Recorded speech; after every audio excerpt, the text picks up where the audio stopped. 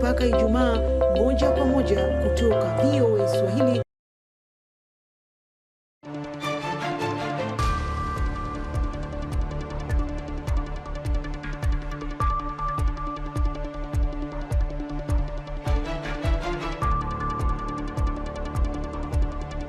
Master Gido Yuat. It's Friday, October 14th. This is Africa 54.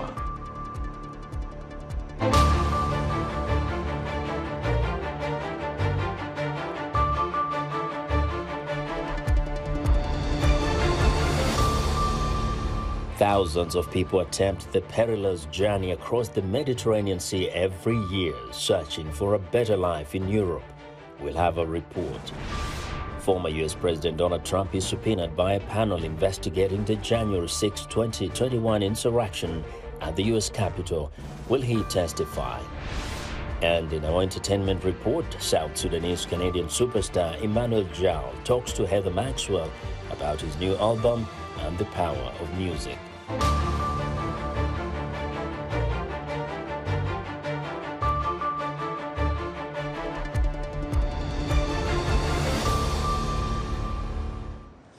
Burkina Faso's military officials, political parties and civil society leaders began talks on Friday to designate a new interim president and adopt a political transition charter 2 weeks after its second coup this year. At least 300 delegates are meeting over 2 days in Ouagadougou to outline plans to return the country to constitutional rule. Burkina Faso is struggling with a violent insurgency waged by groups linked to Al-Qaeda and Islamic State that began in neighboring Mali in 2012 and has spread to other countries south of the Sahara Desert. The violence has killed thousands, displaced nearly 2 million, and fueled political instability. Frustration over growing insecurity triggered 2 coups in Burkina Faso this year and 2 in Mali since 2020. The captain who led the September 30th coup, Ibrahim Traoré, is likely to be named head of Burkina Faso's interim government. For more insight on this story, I'm joined by Bagassi Kura, VOA's Bambara Chief. Bagassi, you're always welcome on Africa 54. Hi. So let's start with what more do we really know about this transition charter? It's not much different from what we had since January. It's the same thing. It just emphasized that the leader of a transition cannot run for political office, neither to be president, mayor, or MP. And also this transition, the draft we have seen so far said that election will be held by July 2024. So there is not much difference. You have 300 people from all walks of life who are meeting today, and they're in the room, and outside you have thousands of people camping, asking Captain Traoré to remain in power for the transition. I find it very interesting now. You know at least about the timeline, which is 2024. That's a year plus from now. But, you know, there's no really a transition when you think about the military people staying in power until we get a civilian government. What do we know about getting closer to a civilian government and having an election held in Burkina Faso? We don't know. People say 2024. That's the timeline that has been agreed on by the previous junta leader, Damiba, with ECOWAS. But in reality, nobody knows because 40% of the country is still out of the control of the state. Islamic militants every day are still destroying school, police station, almost every day, cutting off roads. The 2 largest cities of the north of the country, Dori and Djibo, are starving because there is no way people can provide them with food. So we don't know if by July 2024 things will improve significantly so that the country can go to election. Bagassi, thank you so much for your insight. Thank you. Bagassi Kura is VOA's Bambara Chief. In November, 15-year-old Mahmoud Salim and his father Mohammed Salim from Syria crossed the Mediterranean Sea from Libya to Italy in a rickety boat. They eventually applied for asylum in the Netherlands. They were among the very fortunate ones. Nearly 3,000 refugees vanished last year crossing Europe's deadliest border. Rod Almendorp reports from the Netherlands. Syrian father and son Mohammed and Mahmoud Salim have been waiting for 10 months to apply for asylum in the Netherlands. They have almost completely forgotten about the terrifying voyage over the Mediterranean Sea from Libya to Italy in November. A team from SOS Méditerranée, a humanitarian organization, rescued them at sea and they were transferred to Italy. The journey officially began when Mohammed and his wife and son fled the Syrian civil war in 2012. They spent 9 years in Lebanon until the Hezbollah militant group turned on Syrian refugees. Mohammed decided to leave for Libya, only with Mahmoud, and after reaching Europe to bring over his wife. Hezbollah militia started to threaten Syrians and send them back to Syria because they are not supporting the Assad regime. So after a lot of thinking, I decided to risk the lives of my son and myself to save our family.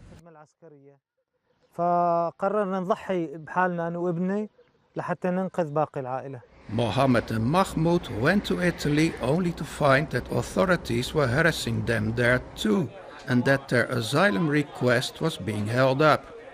Mahmoud still experiences nightmares about Italy, despite living in the Netherlands. I dream that the police open the door and take me back by force to go back to Italy, and that makes me feel worried.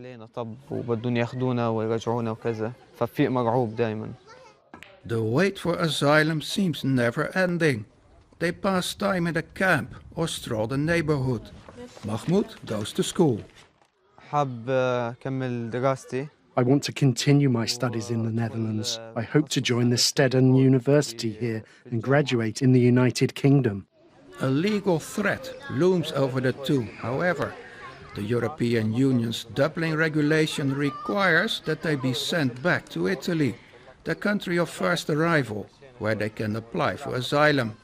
Immigration experts say that because of a lack of processing capability, this rarely happens. Of all the accepted Dublin claims, about 25% is actually transferred back to the first member state. So yes, that does happen to some extent, but the percentage of cases in which actually there is a Dublin return is limited. Because of this, thousands of refugees, including Mohammed and Mahmoud, are trapped, forced to choose between returning to Italy or going underground. Local news reports suggest Dutch patience is wearing thin. But polls show the majority of the country's people support helping the refugees. You can see the protests and the angry citizens make the news more than the people who organized a teddy bear campaign or who collected clothes. The Dublin regulation does provide a way out of the trap, but only if Netherlands issues a request for deportation to Italy.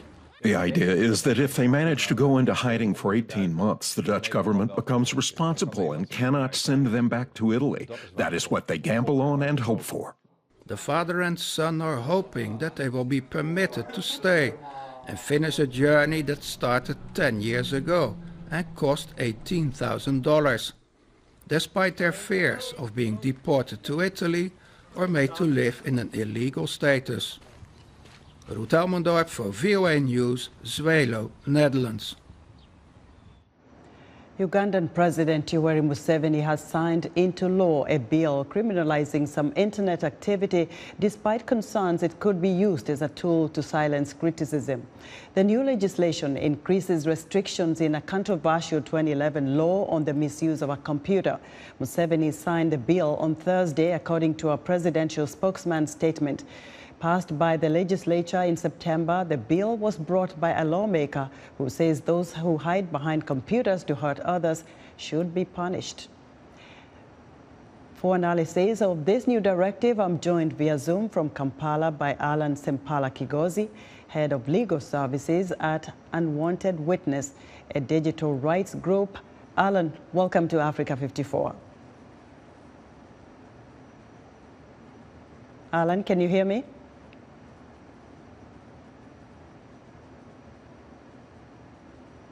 Hello, Alan, can you hear me? All right, I guess now we move on.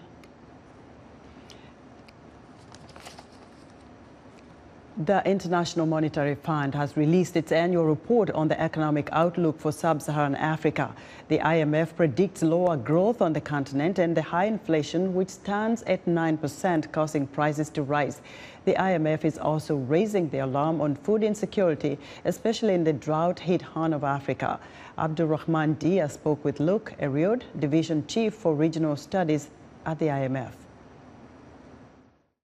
So growth is expected to slow down in Sub-Saharan Africa this year. We had 4.7% of growth in 2021, and we expect 3.6% in 2022. So it's a significant slowdown. And the reasons is that the region has been hit by three big shocks. One is a slowdown of the economy of all the rest of the world, the advanced economies, China. The second one is that there is a tightening of financing conditions in the region, so interest rates are going up everywhere in the world. And so for countries, it's really a problem because their access to international markets in some cases is more difficult, or some countries actually have lost access to international markets. And the third one, the third big shock, is volatility of commodity prices. And everybody knows here that food prices have increased very much, and so it increased the import bill for African economies, and this is, of course, a drag on growth. That was VOA's Abdulrahman Diaz speaking with Luke Eriod, Divisional Chief for Regional Studies at the IMF. South African surveys indicate graduates and high-income earners facing a faltering economy are increasingly packing their bags and moving overseas. The brain and wealth drains are hitting South Africa's tax coffers, which analysts warn will damage government plans to distribute more wealth to those economically marginalized. Linda Giftash reports from Johannesburg. It's time to go. That's what many skilled South Africans are saying as the country faces a myriad of challenges for high unemployment, rising crime, and decaying public services. With a job offer awaiting him in New Zealand, this 28-year-old said it was a no-brainer for him and his wife to pack their bags. Basically, if you're in the middle class, you have enough money to live in your house, move in your car to your work, come back in your car to your home, or if you want to go to the mall, in your car to the mall. So you live in this bubble. You don't actually leave your car. You afraid to walk on the street. Why? In the event that, okay, I might get robbed, I might get kidnapped, my wife might get in trouble. First National Bank economists have said that 1 in 5 houses being sold in the country ahead of the coronavirus pandemic were linked to emigration. While the pandemic halted that movement, sales are slowly returning. Another marker is the disappointing results of a tax on the wealthiest earners imposed more than 5 years ago. We didn't collect as much as we thought we would, right? And the number of people in that tax bracket hasn't grown that much, even with the kind of inflation that we are experiencing. So it does tell you that something really is happening in that top bracket. New World Wealth, a South African wealth intelligence firm, issued a report earlier this year on the migration of high-net individuals worth over $1 million. Researchers say while outflows can be seen in other emerging markets, it is a concern for South Africa's economy. Think if it's an entrepreneur, perhaps, or someone who's looking to set up a big business or expand a business, and then he's moving, then it's obviously more of an issue. I think high net worths are often the first to move because they have the means to move. But at the same time, middle class will often follow. The potential loss of tax revenue is concerning as the country explores the creation of a basic income grant to support more people earning low and middle income. About half the country's nearly 60 million people live below the poverty line. Revenue Services Commissioner Edward Kieswetter rejected the issue, telling the local press last month that emigration was having a negligible impact on tax collection. Still, only 9% of the population pays income tax, which accounts for 40% of all tax revenue, according to accounting firm Ernst & Young. and economists warn against raising taxes on that small base. We think that we are, if not at the peak, if not at an inflection point where if you try to increase taxes, you collect lower and lower revenues. If we are not there already, we are very, very close to being there. So it becomes detrimental to increase taxes in that environment. Instead, he says job creation is the best way to increase revenues. More than 33% of South Africans are unemployed, and youth are worse affected. Mayet says while many people around him have discussed seeking greener pastures, it's often those younger than him making the leap. The brain drain is a real thing. Well, actually, it's funny because my younger brother, he's just done studying now. All of his friends that are completing their degrees, they all have contracts signed with firms in the UK. So they're all leaving straight out of campus. While the impact of emigration is hard to measure for the country as a whole, the communities they leave behind will feel their absence. Linda Giftash for VOA News, Johannesburg. Still to come in our entertainment report, South Sudanese-Canadian multimedia star and activist Emmanuel Jal speaks to Heather Maxwell. We will be right back. According to the UN, approximately 800 women die every day from preventable causes related to pregnancy and childbirth. This is about 1 woman every 2 minutes. Among countries with the highest maternal mortality ratio since 2017, 9 out of 10 are in Africa. On this week's episode, we will examine some of the other causes of maternal mortality outside of inadequate healthcare on the continent. Join the conversation this week and every week right here on Our Voices. In other African news, Nigerian university lecturers on Friday suspended an 8-month strike over pay, welfare, and crumbling facilities. The work stoppage by the Academic Staff Union of Universities had shut down federal government-owned universities since February 14th. At least 11 people were killed and 53 injured when a bus hit an explosive device in central Mali Thursday. The explosion occurred in the Mopti area. The region is known as a hotbed for jihadist violence. A Moroccan court has sentenced to prison 15 Sudanese migrants arrested after a June tragedy at a Spanish border during which 24 migrants died. 8 migrants were sentenced to 3 years in prison, while the 7 others received 2 years. A panel of U.S. lawmakers have voted to subpoena former President Donald Trump over the January 6, 2021 attack on the U.S. Capitol. VOA's congressional correspondent Catherine Gibson has the details. Former U.S. President Donald Trump now ordered by U.S. lawmakers to testify about his role in the January 6, 2021 attack on the U.S. Capitol. The central cause of January 6th was one man, Donald Trump, whom many others followed. None of this would have happened without him. He was personally and substantially involved in all of it. Several other presidents throughout U.S. history have been asked for their testimony by the U.S. Congress, but it is a rare occurrence. There are 9 ayes and 0 noes. The resolution is agreed to. Lawmakers said the seriousness of the attack required Trump to be held accountable. He's required to answer to those millions of Americans whose votes he wanted to throw out as part of his scheme to remain in power. And whatever is underway to ensure this accountability under law, this committee will demand a full accounting to every American person of the events of January 6th. Trump has criticized the committee's work, characterizing it as unfair because it is made up of Democrats and 2 Republicans who voted to impeach him. But much of the evidence presented in the hearings was from members of his own staff and party. All this evidence comes almost entirely from Republicans. The evidence that has emerged did not come from Democrats or opponents of Donald Trump.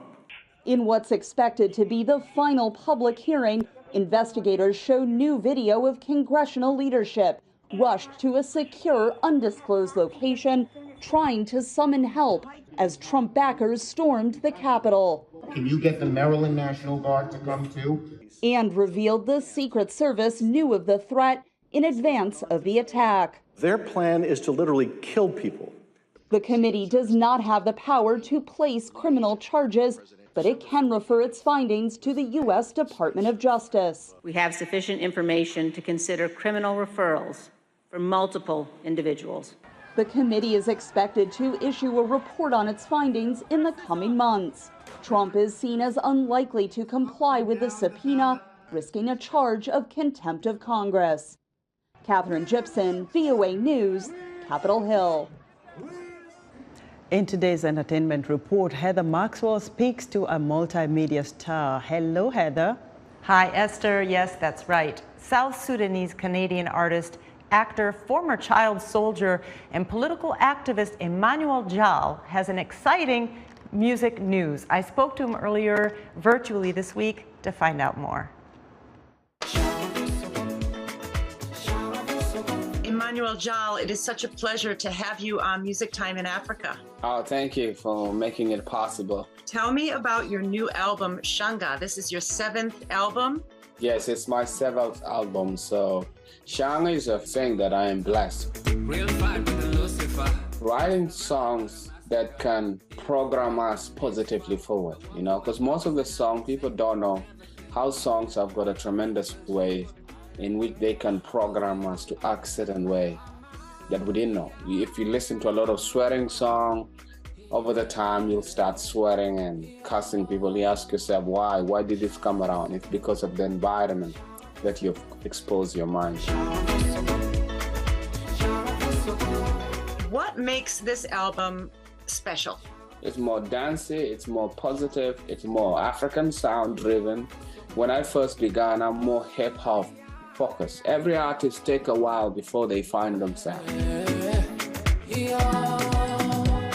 How are you using music to advance peace and security in South Sudan? So through the activism work, you know, the platform was able to connect with different people that can put a spotlight in South Sudan or Sudan. I always believe when you put a spotlight in a dark place, the evil will perform less.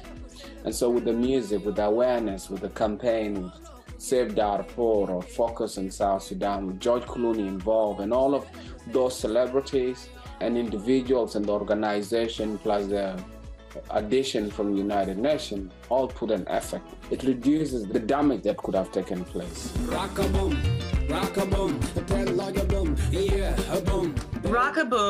Hey Mama, and Lele are my favorite 3 so far. I have not listened to all the songs on your album yet. So tell me a little bit about the concept of those songs. So basically what we wanted to bring fashion, dance, and beauty across. That's what always makes music, but also we want to have the integrity of how we present women in our videos. You know, most of the videos you just won't have a woman naked and the guy next to them. You're surrounded with a bunch of women shaking their bottom at you. Yeah. And I thought like maybe that's not the direction I want to do. I want to see how can we present women in a more realistic way, a lifestyle that is the normal way. How is it working with your sister? It's always amazing with my sister because she has a unique voice. Her voice is very authentic and unique. Do you work with her often? We work with her, you know, most of the time. She has her own thing. She has a different style that she'd like to pursue. So we have to convince her, hey, this is the style that works best for you. One last question. If you would like to make any comment to your music fans. What I can say is thank you for believing in us. It's very challenging for a lot of artists to come with sound. You play my music, you share my music, you listen to it, you dance it, you make me relevant. Everything is looking for attention, and anything you give attention, you give life. In my culture, in South Sudan, in Nuer language or the Nas language, when somebody talks to you and they say, so-and-so has been the person who has been seeing me. That person has looked inside me and understood me. And to us, I would say to the fans, thank you for seeing me. Emmanuel Jal, thank you so much.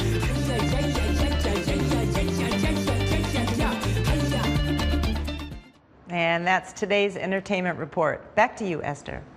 Heather, thanks. Join Heather again next Friday for another entertainment report.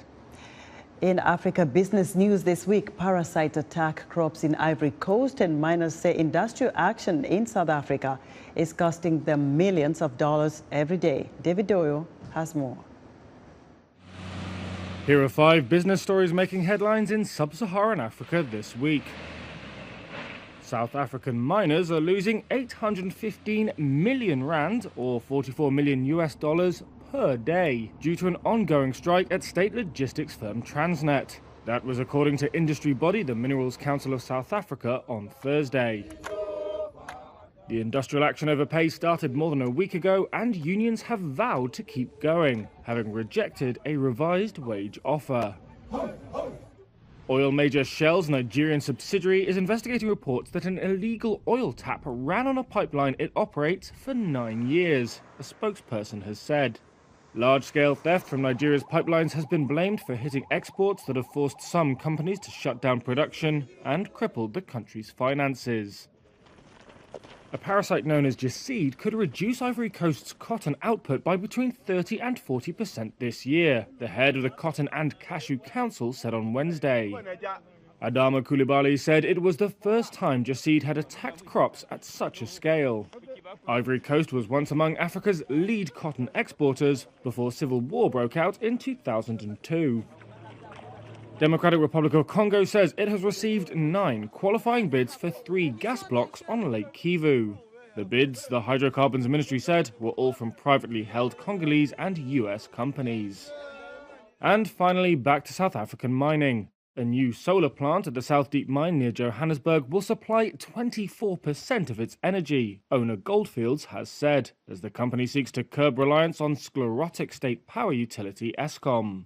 The Joburg-listed mining company spent around 715 million rand, or $40 million, on the vast field of solar panels. It's expected to save 124 million rand a year, that's almost $7 million, and reduce its annual carbon emissions by 110,000 metric tons. That was David Doe of Reuters reporting. And that's our show for today. Be sure to watch Africa 54 on our website at voaafrica.com. From all of us here in Washington, have a great weekend.